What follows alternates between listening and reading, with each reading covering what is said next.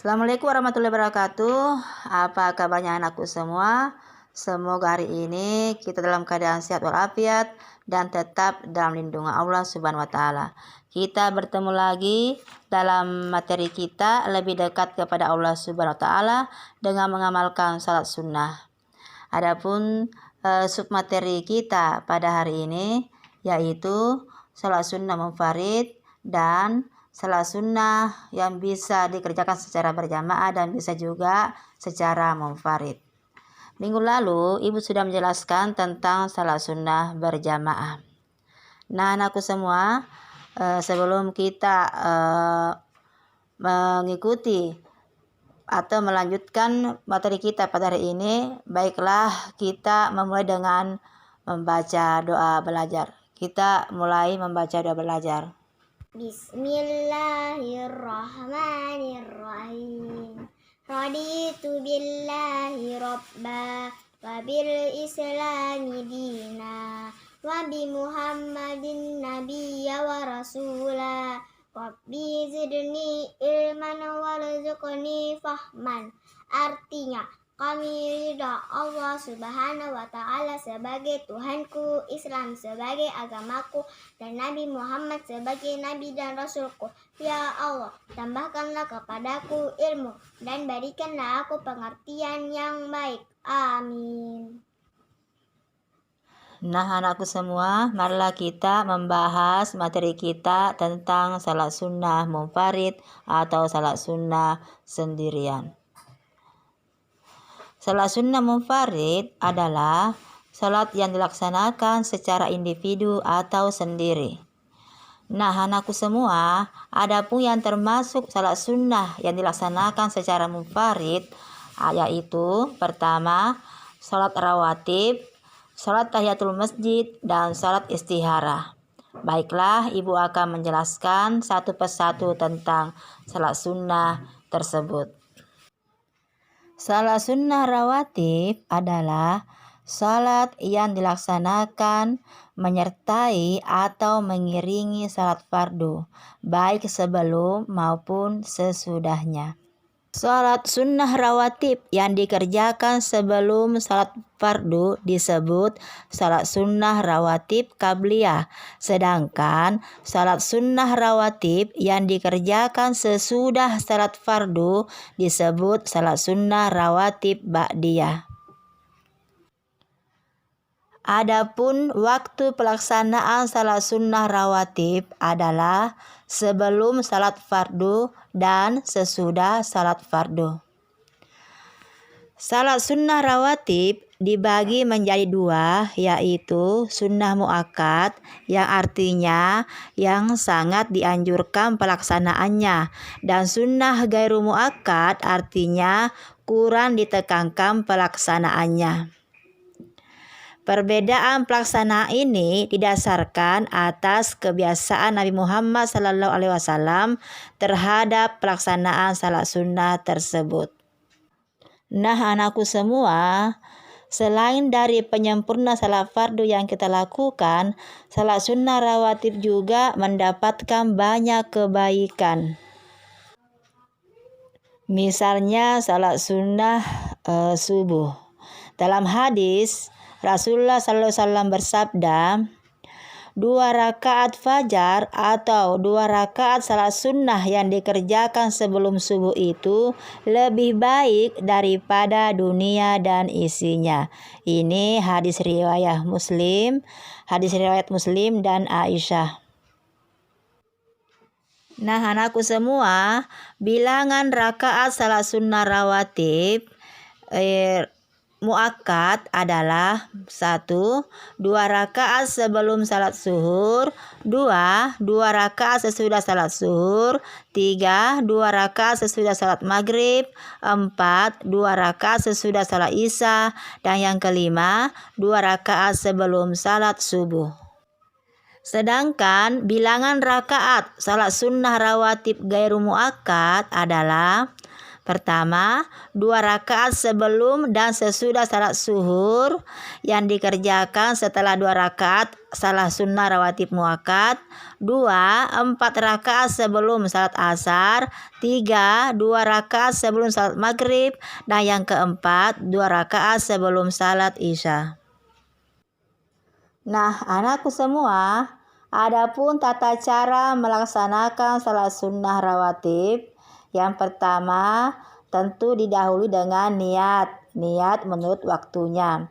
Yang kedua, dikerjakan tidak didahului dengan azan dan iqamah. Yang ketiga, salat sunnah rawatib ini dilaksanakan secara munfarid atau sendirian. Yang keempat, bila lebih dari 2 rakaat, gunakan 1 salam setiap 2 rakaat.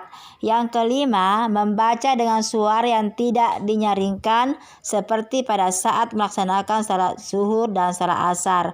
Yang keenam, salat dikerjakan dengan posisi berdiri. Jika tidak mampu, boleh dengan duduk, atau jika masih tidak mampu, boleh berbaring. 7. Sebaiknya berpindah sedikit dari tempat salat fardu, tetapi tetap menghadap kiblat. Nah, anakku semua, kita pindah lagi kepada salat sunnah, salat tahiyatul masjid. Salat tahiyatul masjid adalah salat sunnah yang dilaksanakan untuk menghormati masjid. Salat ini disunnahkan bagi setiap muslim ketika masuki masjid. Jika kita sudah masuk ke dalam masjid, hendaklah sebelum duduk kita mengerjakan salat sunnah 2 rakaat. Adapun tata caranya, yang pertama berniat salat tahiyatul masjid, yaitu usalli sunnatat tahiyatul masjid raka'ataini lillahi ta'ala. Saya berniat salat sunnah tahiyatul masjid 2 rakaat karena Allah Ta'ala. Kemudian setelah berniat, lanjutkan dengan takbiratul ihram, membaca doa iftitah, surah Al-Fatihah, dan seterusnya sampai salam. Nah, anakku semua, itulah tadi penjelasan ibu tentang salat sunnah tahiyatul masjid. Intinya salat ini sama dengan salat sunnah yang lainnya. Yang membedakan hanya niatnya saja. Jadi 2 rakaat. Nah, kita pindah kepada salat sunnah istikharah. Salat istikharah adalah salat dengan maksud untuk memohon petunjuk Allah Subhanahu wa Ta'ala dalam menentukan pilihan terbaik di antara 2 pilihan atau lebih.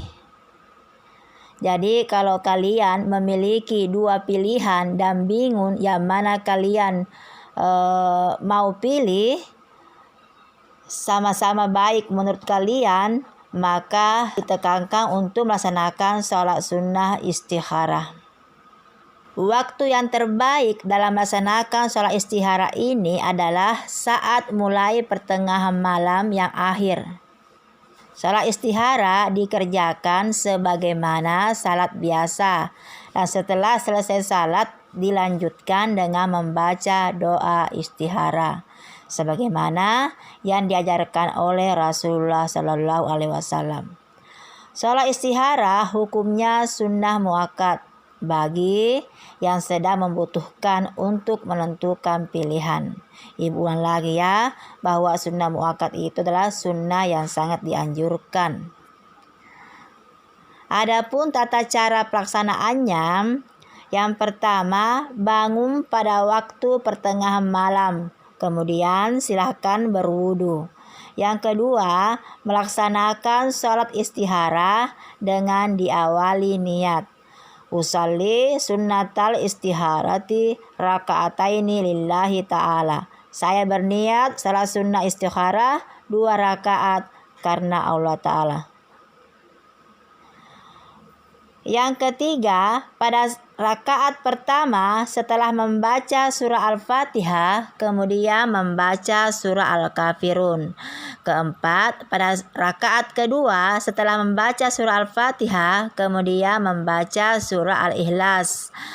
Nah, yang kelima, Setelah salat 2 rakaat dilanjutkan dengan membaca doa istikharah. Nah, anakku semua, itu tadi penjelasan ibu tentang salat sunnah istikharah.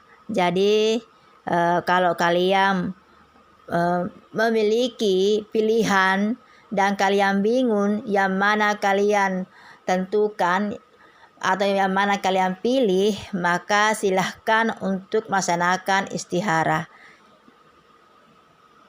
Nah, sekarang kita pindah kepada submateri kita yang ketiga, yaitu salat sunnah yang bisa dilaksanakan dengan berjamaah dan bisa juga dilaksanakan secara munfarid. Yang manakah itu? Yang pertama, salat tarawih, salat witir, salat duha, salat tasbih, salat tahajud. Itulah salat yang bisa dilaksanakan secara berjamaah, bisa juga secara munfarid. Nah, ibu jelaskan sedikit dulu tentang salat sunnah tersebut. Salat tarawih adalah salat sunnah yang dilaksanakan pada malam bulan Ramadan. Adapun hukumnya adalah sunnah muakkad. Dilaksanakan setelah salat Isya sampai waktu fajar. Nah, adapun rakaatnya dilaksanakan 8 rakaat, 20 atau 36 rakaat sesuai dengan kemampuan masing-masing. Tentang salat sunnah tarawih ini sama dengan salat sunnah biasa. Yang bedakan hanya niatnya. Adapun niatnya usalli sunnatat tarawih raka'ataini lillahi ta'ala. Usalli sunnatat tarawih raka'ataini lillahi ta'ala. Saya berniat salat tarawih 2 rakaat karena Allah Ta'ala.